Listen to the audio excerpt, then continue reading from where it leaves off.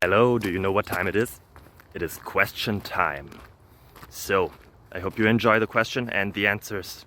Stay tuned. Bye bye.